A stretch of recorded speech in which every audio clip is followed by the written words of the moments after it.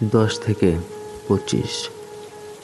10 বছর বয়সে মা চলে গেলেন, একটি শব্দও না বলে। শুধু রেখে গেলেন নিঃশব্দ রাত আর এক ফালি আকাশ। এরপর সময় চলেছে। 25 বছর বয়সে এসে বুঝি এই মাঝের সময়টা ছিল শুধু বেদনা আর অপেক্ষা।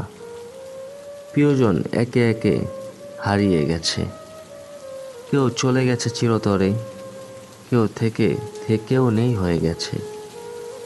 বাবা আছেন, কিন্তু তার চোখে মায়ের আলো নেই, তার হাতে আমার মাথায় মমতার ছোঁয়া নেই, থাকলেও যেন নেই।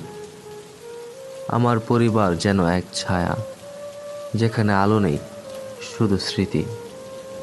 এমন জীবন আমি চাইনি, কিন্তু এটাই আমাকে তৈরি করেছে এক নীরব শক্তি, এক নিঃশব্দ যোদ্ধা।